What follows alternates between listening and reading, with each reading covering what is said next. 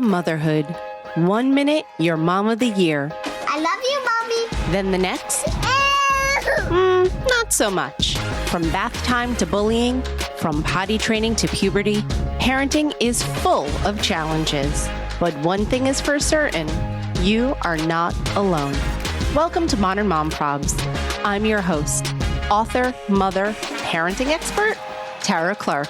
Join me while we tackle today's modern mom problems. Tami, welcome to the show. Thank you. I'm super happy to be here with you this morning.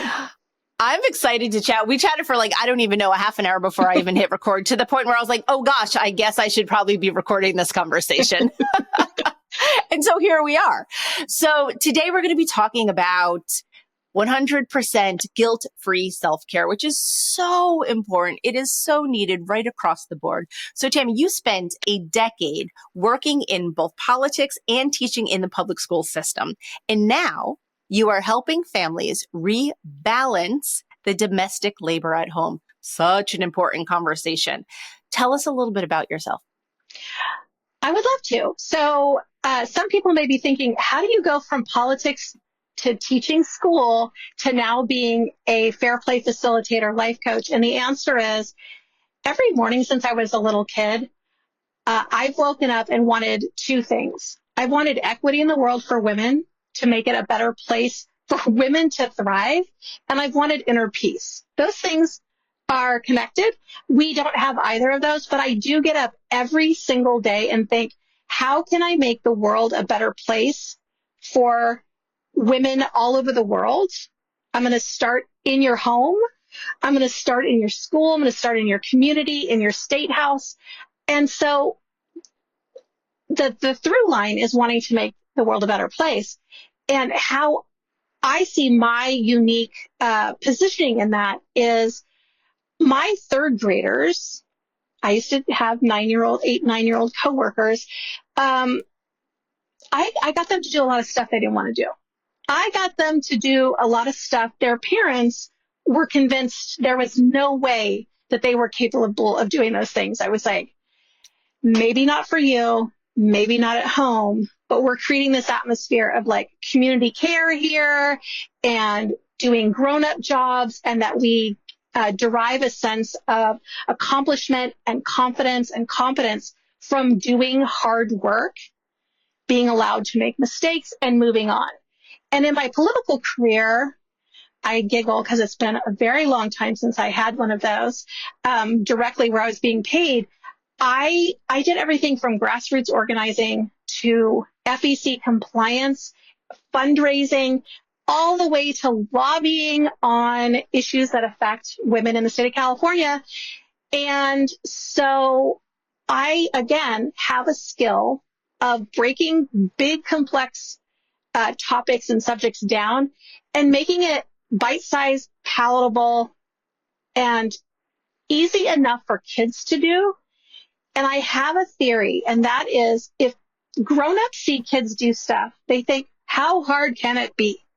How hard can it be if a kid does it? And I'm like, well, I don't know. They beat us all in enthusiasm because, grown-ups, we get kind of stuck. We get kind of like, oh, this is how it is. And kids lead with that enthusiasm of, you know what, we can change things. Teach us how to fight for our own rights, to fight for our autonomy, and we will do that. So I feel like I have this interesting intersection of education and advocacy that a lot of people don't have. And I also have this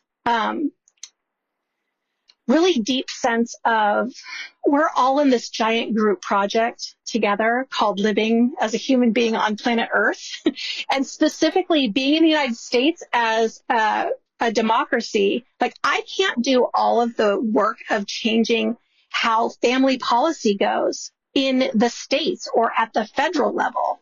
But I surely can talk to anyone about what's happening and help them realize that they don't need to have special education in politics or governance to have an opinion, to have a stance, and for that to be important And also, to get people out of this, like, fighting with each other and really fighting the system that keeps us all in this inequitable place.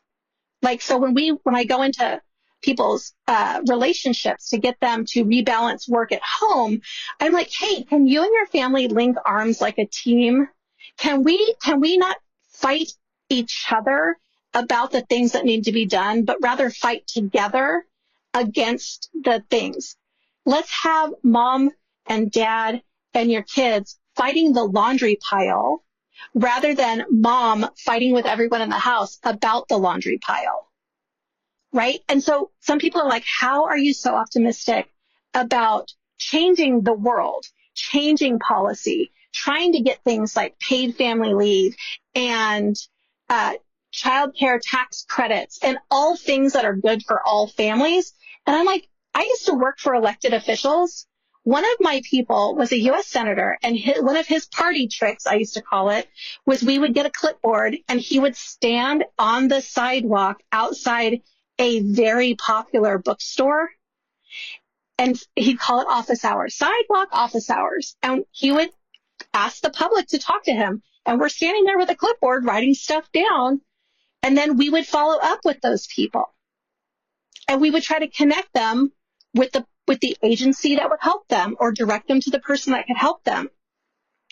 And again, as this person who's had this inside view of how politics can work, is that I have seen politicians meet with their constituents. They think they believe one thing about, say, I don't know, early childhood education. They've got it in their head that they know what's right because they've been talking to the people, meaning the lobbyists. But you meet the families in your district, they meet their constituents, and they hear real stories from real people. And they're like, oh my God, I had no idea. And they can turn on a dime. And that is the power that we all have, is getting our stories out, making sure that we're talking to the people who can make real changes. That's what gets me up in the morning. I'm like, this is possible. And I feel like I'm in this position of being an interpreter about, if we all value, policies that will help families thrive, and we can identify what's getting in the way of those policies, then we can work to get rid of the villain in the situation, and we can create this vision of the future that will benefit us all.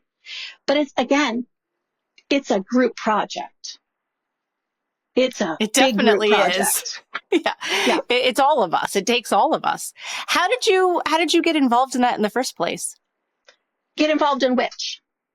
In reshaping this balance and being a fair play facilitator. Oh, I love that question because it was very, when my husband and I got together, I didn't even know if I wanted to have kids because I actually grew up in a house that my folks did not really depend on the gender division of labor. Like, my dad made dinner every night. My dad's 82, still makes dinner every night. My mom worked longer hours, so my dad took on a lot more of the household stuff. But so, in the house I grew up in, that was normal. I mean, there was still, the patriarchy everywhere. But I could see that things could be done differently. But I would look at other people's houses and I'd be like, wow, your mom does so much. Wow, your mom does everything. And then as I got older, I started looking at that. I'm like, what? I don't even know if I want to get married or have kids because of that. So when I did get married, I sat down with my spouse and I was like, hey, this institution for me doesn't feel very equitable. So if I'm going to do this, let's get this out on the table. Let's have this conversation. And it was great. It was amazing. Oh my God. And then we became parents and everybody just went, it's like dropping a boulder in the middle of a very peaceful pond because we'd worked it out. We'd had the conversations.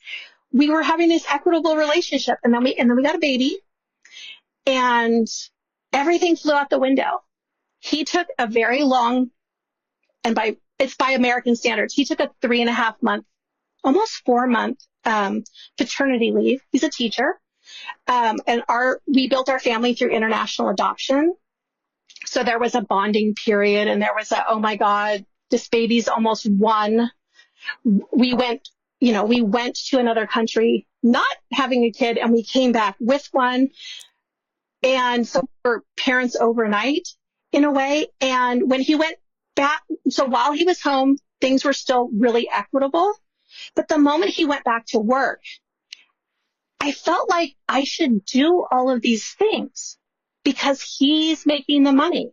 Like, we swim in these toxic time myths of that if you're working for pay, then somehow magically your time is worth more than the person who is creating the runway for your life, hold the invisible scaffold at home.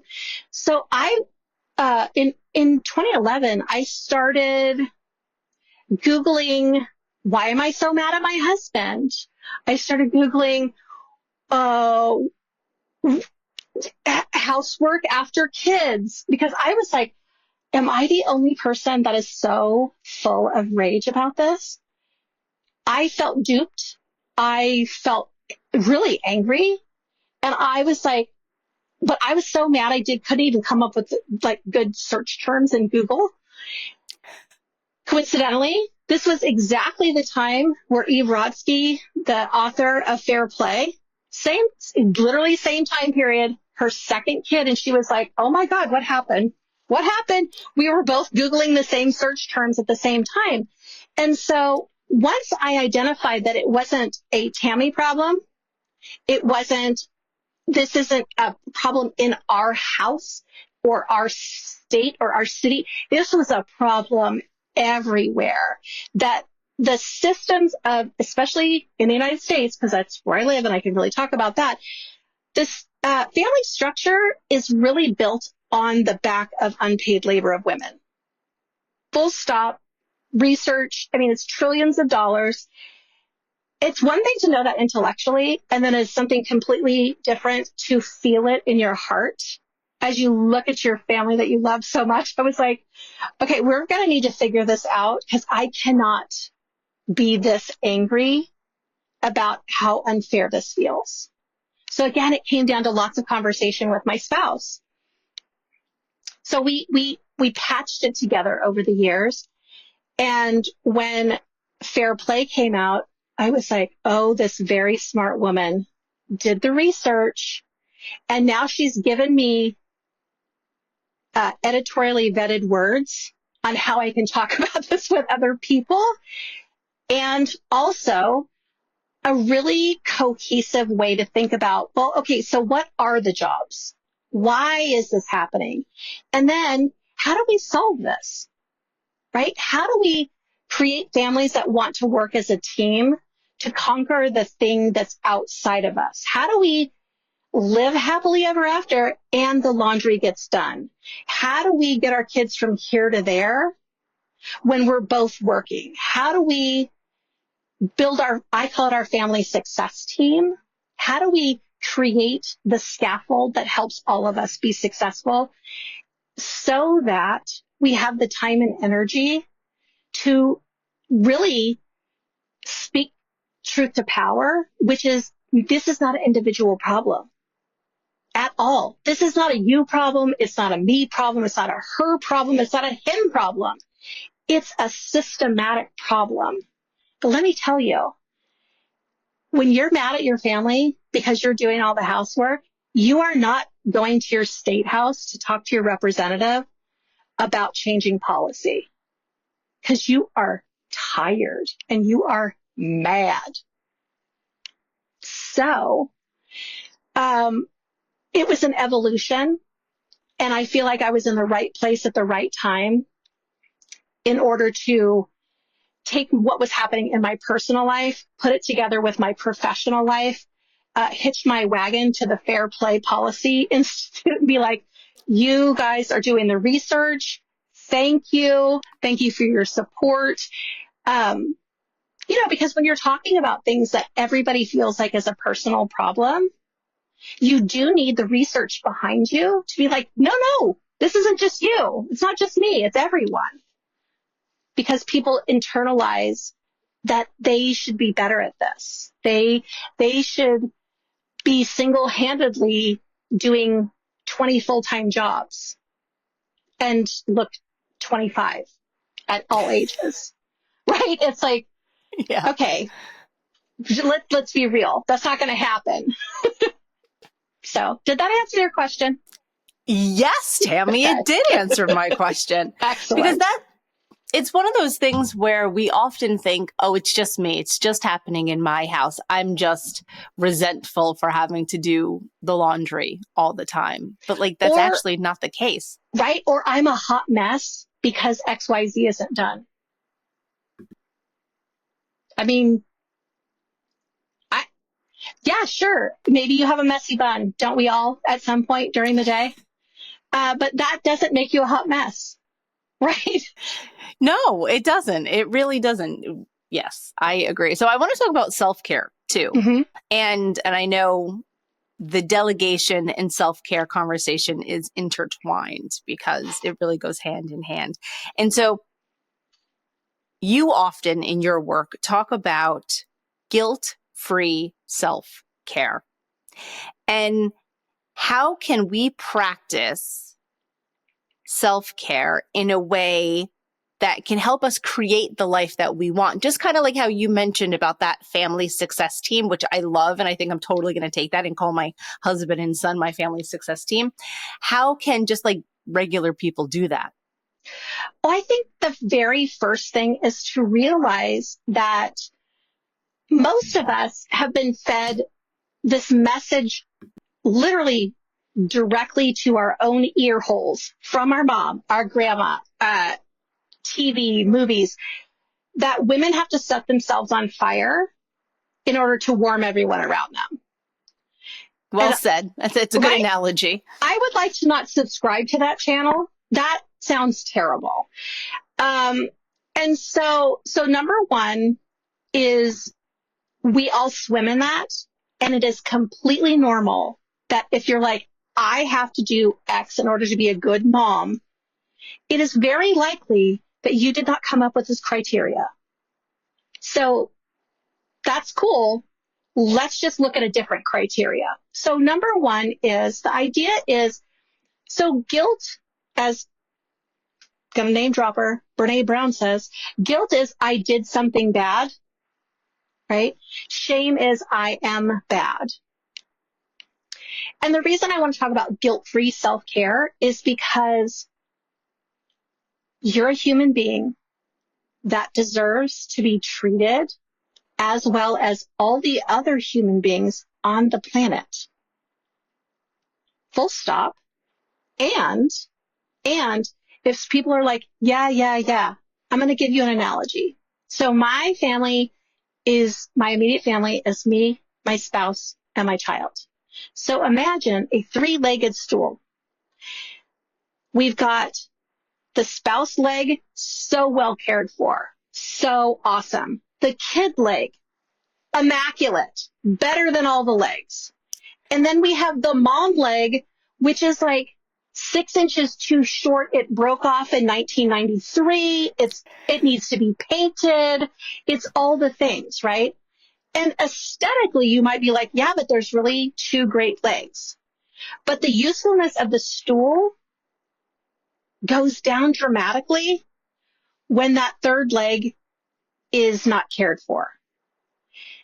I would just like to propose that moms might be probably the most, they're the most neglected leg on the stool. But really, when we think about all the things that moms do, they should really be the best taken care of leg on the stool because they're helping other people take care of their metaphorical legs, right? So if that analogy doesn't work for you, try this. When you don't take care of your own needs and you are over here being selfless, a martyr, your needs, they don't disappear. They come out in weird, funky ways where everybody's like, oh my God, she's doing the thing again. She doesn't even see that. And so I just feel like at this point in 2024, we just have to own the fact that we have basic human maintenance needs that are non-negotiable. We are not putting them off, because when you put things off, then you end up with a diagnosis or a divorce or sometimes a death, right? We want to take care of our stuff, ourselves, or our car, or whatever maintenance analogy you need before it becomes an emergency, because we matter. We matter. It's so important. I'm just like listening, taking notes on everything you're saying, because it's true. Mothers often historically have fallen into the martyr role, right? I've known many people whose mothers would walk through their kitchen slamming the cabinets and being like, son of a bam, dirty, rotten bang, because they were taking their aggression and their resentment out on the kitchen cabinets. I've been in houses where the moms were doing this. I'm not making it up. It is a true story. I'm like, that is such a Gen X response right there. I can picture it so beautifully. She's just like, and another thing. Yes, with the dark brown cabinets. Yes. And she's just slamming, son of a gun, slamming the cabinets. And there was no quiet technology on those hinges back then. They made a point. Yes. They made a point. So I was at many friends' homes where their mother were reacting to that.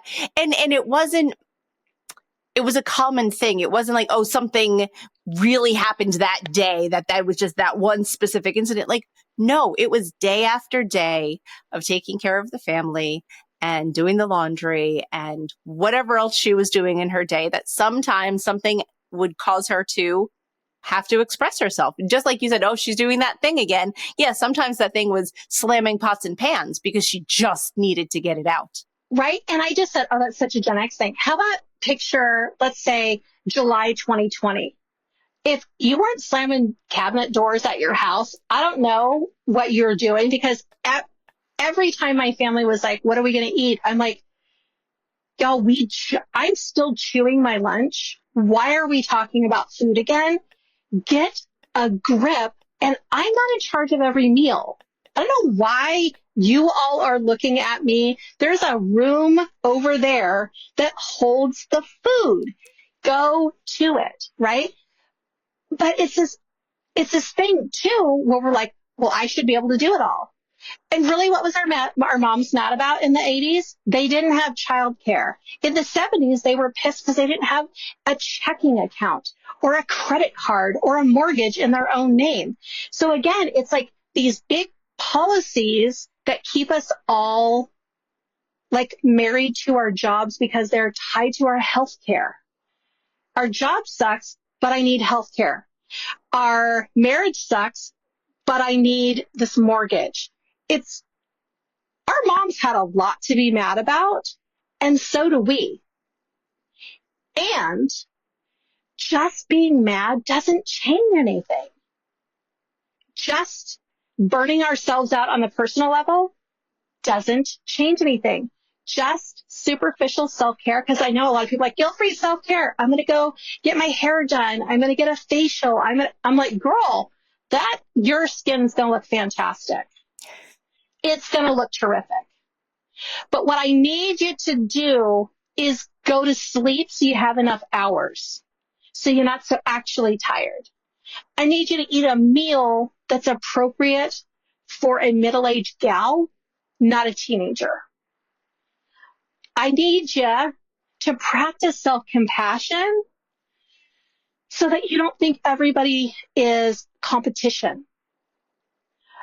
It's this idea, because a lot of people still think of self-care as this commodity, something that you can buy at Target, right? Mm-hmm. This commodity. And I'm like, my self-care a lot of times is sitting in my parked car sometimes in front of my house, but sometimes that makes my family too close. So I'll drive 3 blocks to a park and I'll sit in the car in silence. It's That's nice. free, right? That's free. It's self-care being the things that you're doing on purpose today to create a better tomorrow. And because I am seriously a Gen X, I constantly look at when I'm 75 and I'm looking back at over my life, I want to be able to answer the questions. What'd you do to try to make the world a better place than when you got there? How did you love your family and your friends and the people in your life? How well did you love yourself so that you could show up fully for the people around you? How well did you take care of yourself through the course of your life so that you can live independently as a senior, so you can live this vibrant life later while you're reaping the benefits all along the way? Do you know what I mean? Like, Yeah, I don't want to absolutely. get to the end of my life and be like, wow, I was really mad about all those policies. I was super mad. I was yelling and then not about doing it. anything about them. I was yelling about it on the internet and people were piling on and they were agreeing. And I was like, exactly 0 people who can make a change care about what you're posting online. But if you took that same time and quite honestly, the bulk of the same thing you said online and you put that in an email to your elected representative, they might be like, why is everyone talking about childcare right now? Why is everyone talking about paid family leave right now? Why is everyone talking about this? It's like, dude, stop wasting your time yelling into the internet and start using your energy to talk to the people who have the power to change it. And you're like, oh, but my representative doesn't believe in anything that I do. Well, I don't know if you know this, but you can elect someone else. Yes. It's just that simple. And this happens to be an election year. Yeah, I have to say it. Are you ready? Every year is an election year. That's true. I know. This is a big one, a very big one, but truly every year is an election year because one year you might have on an odd numbered year, you may have your city council or your mayor's race. You may have a special election. Every 2 years you have primaries, but also every single person in the House of Representatives has to run for re-election every 2 years. So if you don't like your person, you don't have to wait very long to find somebody else. Tami, we all know these moms who are slamming their dark wood cabinets in the kitchen. Where do they go from there? What would you say to them? You know, how do they start getting out of that spiral?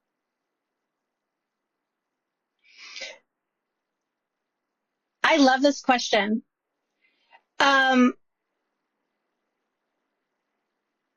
Honestly, my first instinct is to go outside and go on a walk. Because you know what solves most things? Exercise. Sucks. I hate that answer. But once you take a walk. No, but it's true though. It's true. I mean, I hate that answer. What's the question? Exercise. Damn it. It's like it answers almost every question. I hate it. And let's start arguing that it works or that it's somehow optional. So if you find yourself in a fit of frustration and you are slamming doors, grab your headphones or not, just head outside. And what I like to do is I like to take 15, which is like I take a walk for 15 minutes. And then at the end of that 15 minutes, I go, oh, crap, now I have to walk 15 minutes back to my house. Oh, my God, that's a 30-minute walk.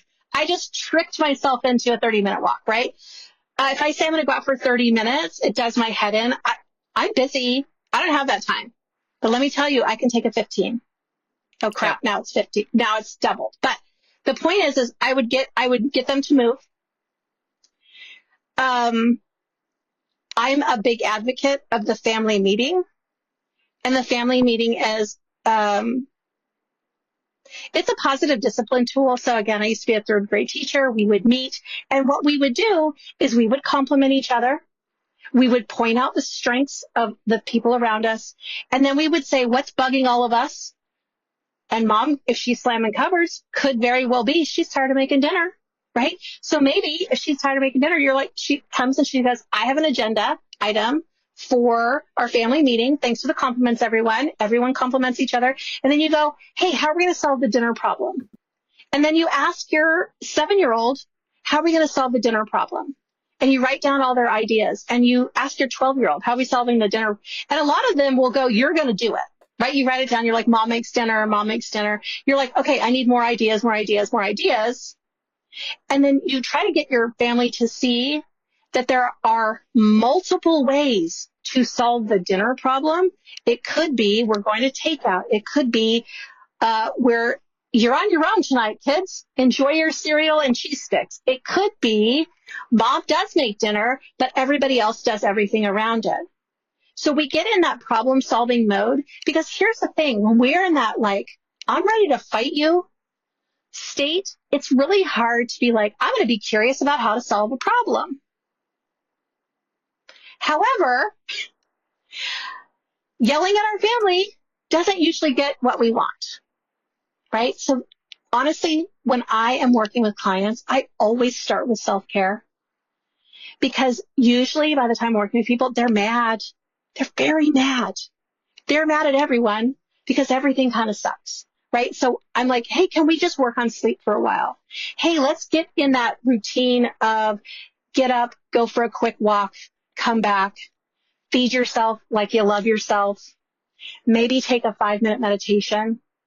And then after all of that, perhaps you're in a better mind frame in order to be a problem solver.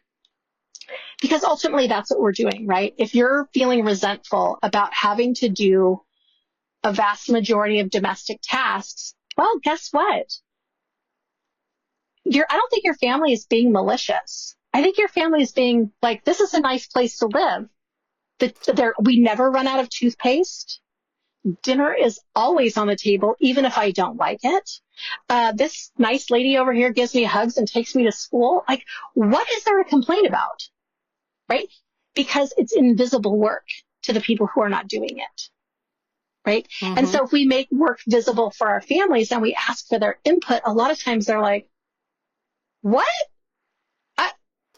What? No, what do you mean I can help solve this grown-up problem? And so again, we have, probably an advantage on a lot of people, because my husband's an elementary school teacher now. I used to be an elementary school teacher. So when we became a family of 3, we've been having family meetings for a long time. And we've always asked our child, she's 13 now, but we've always asked her, hey, if we are having a clutter problem, we've got a paper problem, because for some reason you are very married to every piece of art you made in preschool, including the tissue you blew your nose on, help us solve the art problem. What are some solutions? And of course, she's like, get a bigger box, get a bigger this. But it's getting your family on board to being curious about how to solve these issues and making the work visible, because to them, I mean, if you're wondering if your family is having this problem, you could literally ask them individually, where do we buy toilet paper? And 90% of them will be like, I'm sorry, what? We buy toilet paper? It doesn't just come with the house, but it's in the cupboard. It's like, well, how did it get in the cupboard? They're like, I never thought about that, because it's always there. And you're like, that's weird, because toilet paper kept me up last night because I knew we were almost out and I didn't have time to go to Target to get more. Right? But also, when you're inviting people into what's been your realm by choice or by default, there is a training period of noticing and of other people doing things in a very much less skilled way. Because I don't know if you've ever said to your 7-year-old, go make your bed. And then when you come and you look at their bed, you think, wow, it really looks like a 7-year-old did that for the very first time. Everyone's just picturing right now, like a kind of askew top cover, but definitely lumps everywhere. Yes. Pillowcases half off. But then you leave it because you're like, you know what? You know who didn't make a bed today? Me. Yeah. Recently, and often they're proud of their 100%, work. because they're like, I just did a grown-up job. And if you are listening right now, do not make it again. Do not correct your child at that point. Do not, even if it sucks. No, they're proud of the work that they do, especially if it sucks. They're proud of how hard they worked. Exactly. And we can do training later, right? Come to mama's room, help me make my bed. And then you show them like, oh, I take the comforter down and then I pull the sheets up and then I arrange the pillows and then the little light bulbs go off. And the next time they make their bed, even if it's only like 3% better, you still not had to make their bed. Recently, one of my friends on Facebook said, everybody loves this question. Is there a perfect way to load the dishwasher? And of course, I was like, are you just looking for comments or do you really want to know? But she has 4 kids and she's got a husband. And I thought, ooh, they are fighting about dishes at their house. And everybody's like, yes, yes, yes. No, that's stupid. Blah, blah, blah. And I said, only if you want to keep that job forever.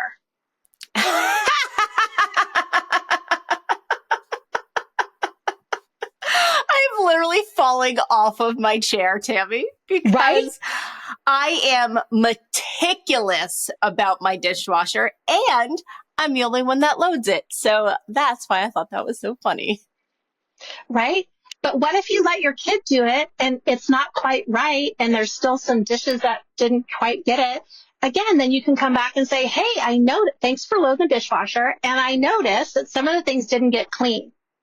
Let me show you how to load it so that these things get clean next time. And they go, okay. And even if your child is 44 years old, they can still learn. Exactly. And I have to say, a lot of times, again, when you start with kids and then when you're solving problems as a family and your spouse is like, you always yell at me about doing the dishes, blah, blah, blah. And then your 8-year-old turns to them and goes, I'll show you how to do it. Nobody wants to be outdone by a 3rd grader. No, they don't. They really don't. It's like, look, if a kid can do it, you as a grown adult can do the work around a house. Do you think that weaponized incompetence is a major issue too? I think weaponized incompetence is, yes, I do. I think it exists for sure. Absolutely, yes. Do I think being micromanaged by the person who has expertise because they've been doing the job by default for years and years is also an issue? Yes. So I don't know. Have you ever read the book Drop the Ball by Tiffany Dofu? No, that sounds interesting though. It is such a good companion to Fair Play. And the idea is like, hey, I've been doing this thing for a long time. It doesn't matter who else is doing the job. They're not going to do it as well as you. Right? And remember how I said, if your 7-year-old makes their bed poorly, if you have to tie your hands behind your back so that you do not correct that child, you have to put a gag on so you do not correct them with your mouth. Same goes for your spouse. We have a rule in my house, and I had to really learn this because this is swimming upstream. And that rule is, wow, you did that really poorly. Looks like you need a lot of practice. Oof. That's a sick burn right there, right? It is That's a sick burn because it takes the weaponized incompetence out. I'm like, well, that's so weird. You think, well, I mean, that didn't go that great. So when we're not doing things well, it's not an argument to do it less. It's an argument for some teaching. It's an argument for some practice because practice makes permanent. Practice can also make perfect.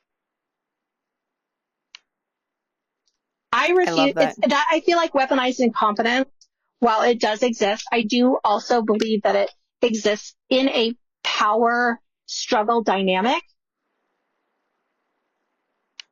Mm. because the don't nag me, don't tell me what to do. Everyone went, oh my God, I heard my dad say that. I've heard my brother say that. I've heard my husband say that.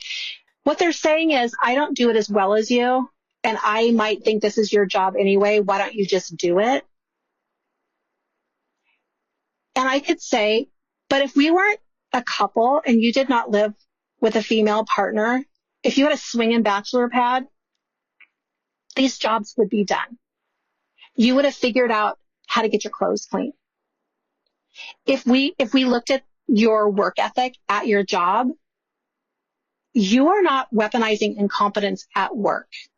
So it's not a good look for you to bring that nonsense home.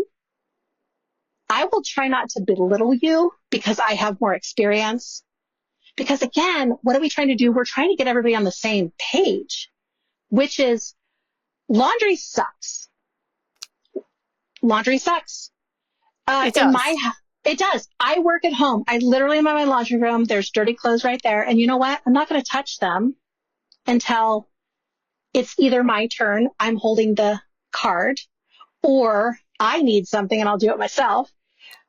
But it's just, it's a power play, right? That's interesting. I never considered it with that of like, oh, I'm doing it like this because you should really be doing it anyway. And so now you're going to get mad at me. Now I'm going to get off the hook and you're not going to ask me again.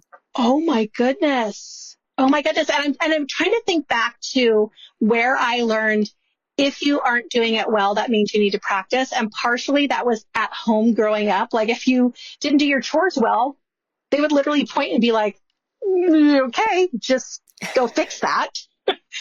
And then I was an elementary school teacher, right? Where kids are inexperienced. And so when they first start doing stuff, they're bad at it. From learning like how to do a jumping jack to walking in a line to writing in a paragraph, it's pretty terrible at the beginning, right?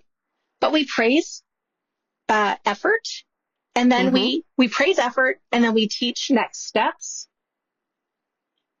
It gets everybody out of the perfectionist mode too, right? And also we can decide as a family what a job looks like when it's done.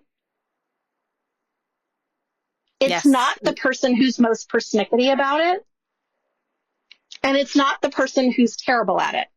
You decide as a family, right? Just like I have a fundamental belief that if kids can be doing jobs, then let's teach them how to do it. Yeah. And I have a fundamental belief that we married people that we love and respect, and we want to keep that same feeling of love and respect, and that we're all grown-ups here. But in that power dynamic, it can shift from partner to like, now I'm supervising you. That is like the least sexy thing ever. Ew. Yeah. It's like your spouse becomes your intern. Ew. No, nobody wants that. So how can we work as grown-ups together to solve the problem that's been presented to us? And that is endless laundry, dishes. Why are kids in the middle of the night coming in the room to talk to us? Like, we need to have these conversations so we can handle them as the grown-ups that we are. Yeah, 1,000% yes. What do you say to someone who doesn't have a partner, who may be raising children on their own? How can she practice 100% guilt-free self-care? I apparently got a lot of philosophies and personal practices and personal beliefs. And one of those is, please don't think that because you're a single parent that you're doing things alone, right? So how can we lean into the support that we do have? How can we bond with other families so that we can do like a childcare trade? How can we build in our own fun, friend, exercise, whatever, while we're with our kids? So one of the things I did a couple summers ago is I would bring my child to the park. She's a lot of she needs to run and jump, and she's got a lot of energy. So I would take her to the park in the morning and at 7 in the morning because it's really hot here. And that's when all the dedicated parents are there. I'm just letting you know. They're the go-getters, the people at the park at 7 a.m. Because they're with the high energy kids. And so she would be swinging on the swing. I would pitch her the soccer ball and she would kick it. And then I would run after it. And this guy on the other side of the swings on the other side of the park, I'm running over to get the ball. I'm literally wearing a heart monitor. Oh my goodness. And he goes, "You are the biggest genius I've ever met in my life." So I was like, "What?" He goes, "I see you high intensity interval training while your daughter is casually on the swing." I was like, "Right?" He's like, "Way to incorporate your workout while she's playing." It's we have to get creative. The other thing I would say is, so in the Fair Play system, if you get the cards, there's 100 cards. The number one job we're going to do, we're going to get rid of as many of those cards as possible. We want to get rid of as many as possible. And then you deal with what you have left. And a lot of times, maybe your support system would look like another single mom that lives down the road. Maybe it would look like a grandparent that lives next door. They're not your kid's grandparent, but they're going to be a real good substitute, right? So we might have to call in different people into our family success team. Again, tapping into our creativity.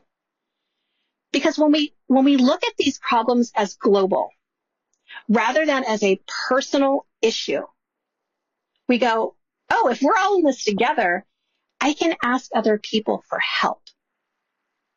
And I can help other people in return. It's this idea of community care can really come through there. I used to do it. I had a regular Friday play date for 3 years. Me and this mom would get together, her house, my house, the park, her house, my house, the park. And then eventually we just stayed at her house. But I would bring a bag of frozen soup to her house every Friday and I would put it in her freezer. And when I left, I would grab some soup from her freezer and take it to my house. I love that. Because we were already making soup. Right. And so it was this idea that we were caring for each other. We were caring for each other's families. But mostly I was like, God, I'm really glad I don't have to eat another bowl of the soup I made. Because now I get to enjoy a different flavor profile. I get to be nourished by somebody else. It can be that simple. Right. So first, get rid of as much as you can. And two, as Mr. Rogers would say, look for the helpers. Yeah, I love that. Tami, tell everyone where we can find you online and where we could learn more about your work. Thank you. You can find me online at my website, TamiHackbarth.com. I hang out on Instagram, as we all do. And but Threads. Really, I was going to say, but really, I love Threads. If you want more unhinged conversational me, I'm on Threads having conversations with cool people because that is where we met. Yes. And I have a group coaching program called Deferred Maintenance. And the reason it's called Deferred Maintenance is because moms put off their own care in order to care for others. And we talk about all of this, everything that we've talked about today. We do that there. And we have, it's a natural support group, right? There's other people in the community. And we're changing the world because we're changing what happens in our own families.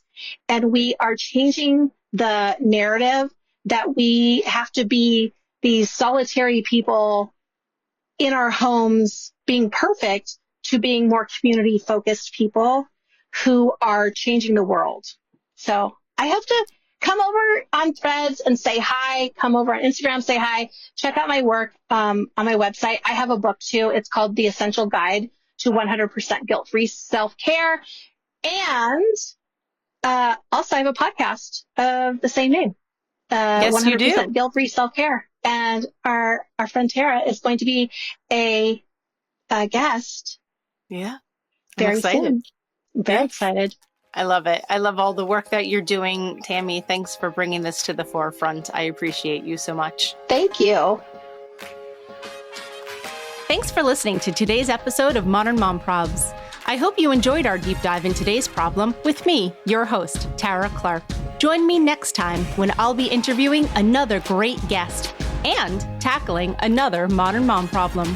If you enjoyed today's episode, please leave us a review and a rating. As always, you could head over to Modern Mom Probs on Instagram and give me a follow, or check out my book, Modern Mom Probs, A Survival Guide for 21st Century Mothers, available online wherever books are sold. Well, that's it for today. See you next time, folks.